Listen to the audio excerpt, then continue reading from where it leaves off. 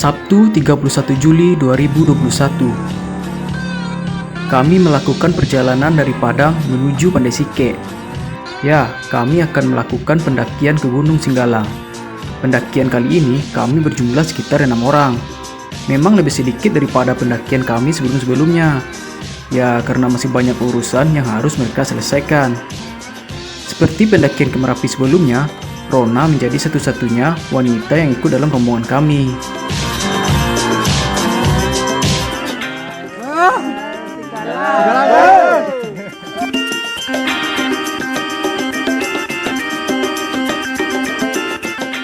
Mak ini Jul. Ini ku awak lah. Mak gua. Singgalang. Singgalang lah.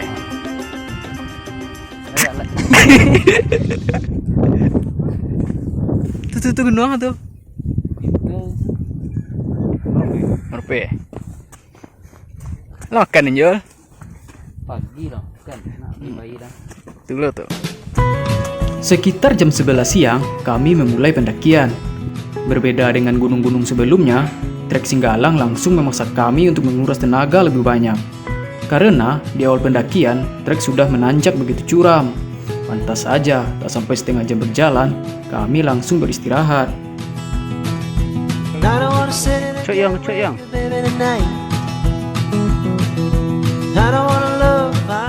Laleno, sel.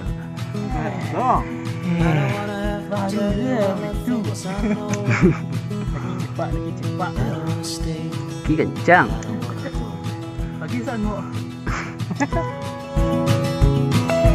Di awal, trek didominasi oleh rerumpunan bambu yang menyelimuti jalur pendakian.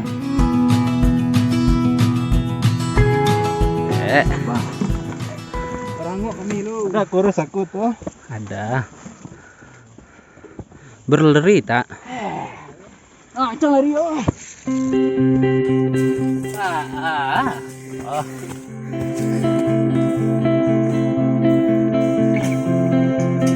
Istirahat luang Linjol. Mana orang teh? Kau udah istirahat. Oh, di sana sih sanggup mana?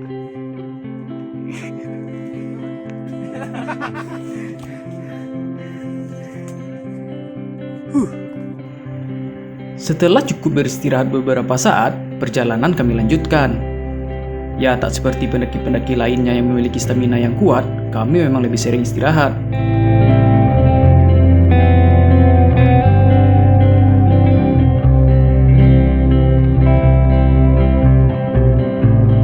Trek Singgalang memang sedikit berbeda.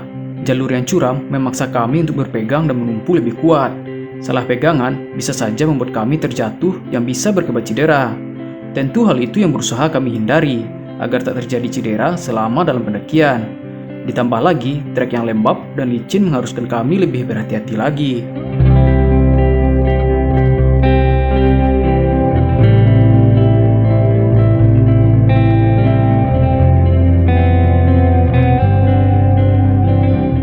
Pantas saja, istirahat menjadi hal yang paling sering kami lakukan selama di pendakian kali ini.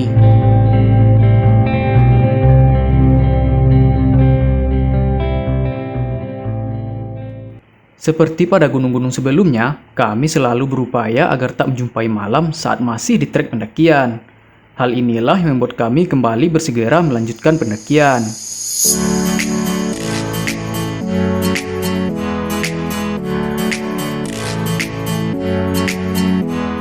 Setelah cukup lama melangkahkan kaki, kami kembali bertemu jalur yang mengharuskan kami untuk menggunakan kedua tangan agar bisa melewati jalur tersebut.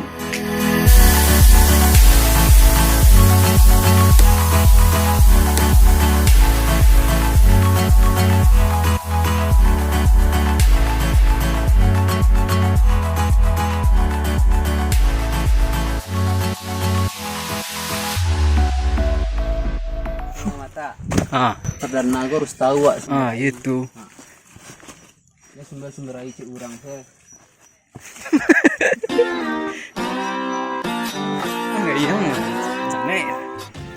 Sesampai di pos 1, kami turun ke sumber air yang ada di pos 1 untuk menambah perbekalan air.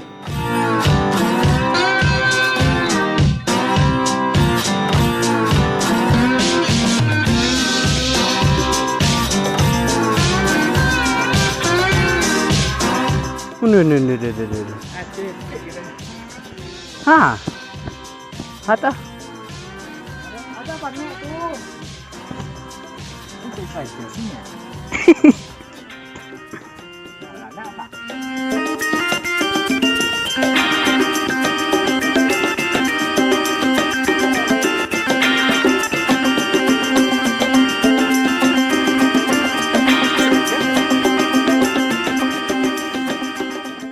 Setelah air terisi dan stamina udah lumayan pulih, kami melanjutkan perjalanan ini.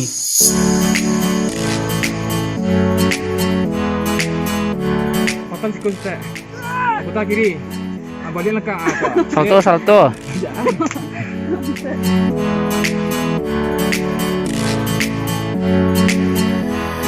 Rerumpunan bambu masih mendominasi trek kali ini. Di sini kita harus lebih berhati-hati lagi, karena banyak bekas potongan bambu yang mengarah ke jalur pendakian, yang bisa saja mengenai mata para pendaki.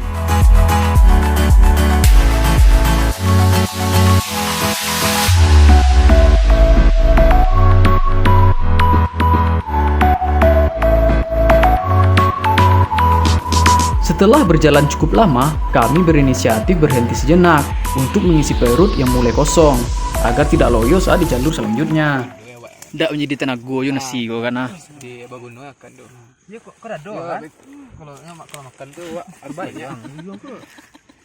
Kalau usahakan itu kepiye awak doa tuh cara. Nah, bismillahirrahmanirrahim. Ya kalau doa apa tuh sebenarnya banyak karena itu sampai itu beri lepas lah biar kan ada kecil apa ya. Ndak dia pun jual kalau apa kan. Nah, makan. Ibu aku nasi lamak namanya.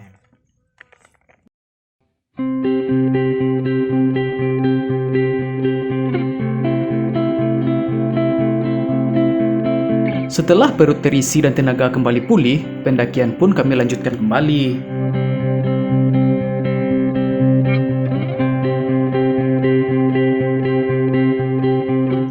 Ini namanya gula aren. For what? For stamina. Stamina anjay. Stamina. Waka. Kau istirahat ke mana, Jul? 72. Berapa tiang lagi ya? Tiga kali ampe, 2 balik. Pada lagi dah.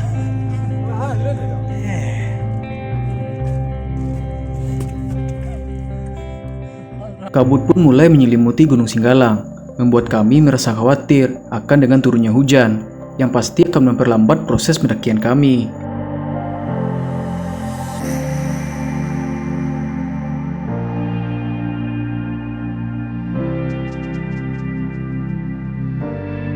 Sampai di Cadas sekitar pukul 6 sore atau menjelang maghrib.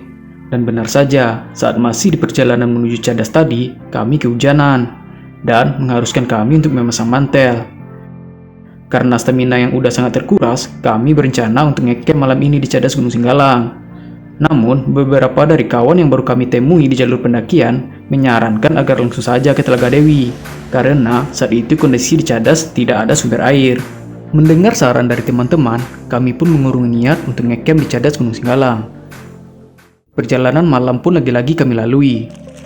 Ditambah gerimis membuat suhu di Singgalang semakin dingin. Hal ini menjadikan kami ingin beristirahat di dalam tenda agar sedikit lebih hangat.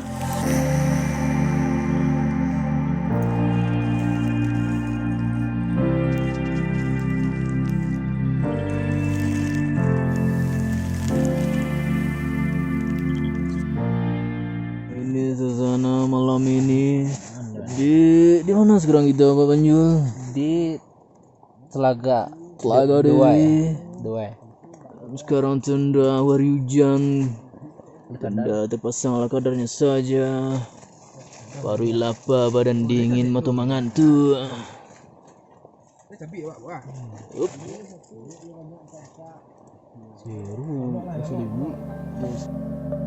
Dinginnya malam itu membuat kami terburu-buru dalam mendirikan tenda.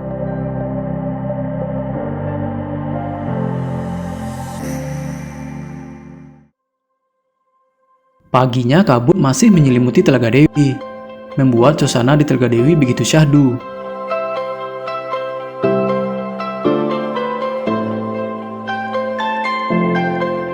Sembari menikmati suasana pagi di Telaga Dewi, Kevin dan Panjul juga menyiapkan makanan untuk kita makan pagi ini.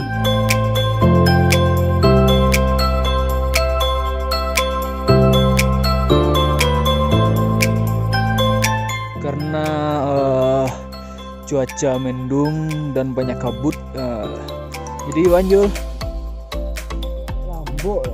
lambok sado tu pasu di ampaian sado malam baat dia kok leka kari aja lah kondisi tenda saat ini bas remo kita deh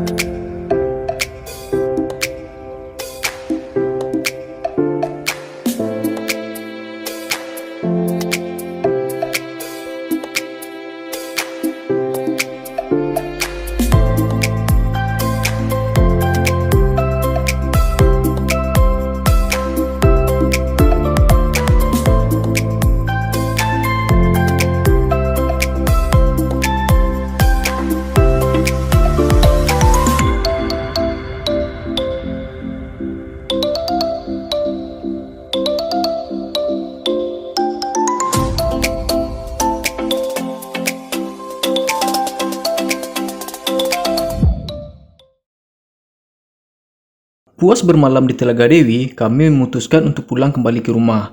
Di perjalanan pulang, kami melewati hutan lumut yang menjadi ciri khas di Gunung Singgalang. Nuansa yang berbeda dari hutan lumut benar-benar membuat kami terkesima. Oh iya, sebenarnya kami sudah melewati hutan lumut ini. Namun ketika itu kami lewat di saat malam. Jadi kami tidak bisa melihat begitu jelas keindahan hutan lumut ini. Tak melewatkan kesempatan, kami menyempatkan untuk berfoto-foto di hutan lumut ini. Tak seperti trek sebelumnya, jalur di hutan lumut lebih santai daripada jalur menjalan cadas tadi. Karena jalur di hutan lumut atau sekitaran Telaga Dewi lebih landai dan datar. Sehingga tak perlu menggunakan tenaga yang begitu besar untuk melewati trek ini.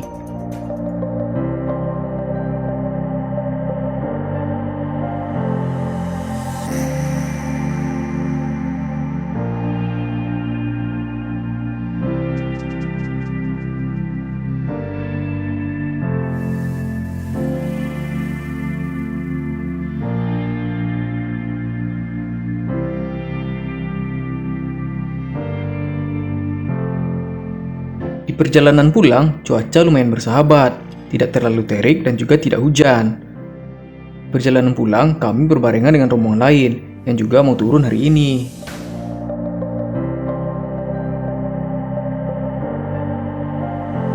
Yuk.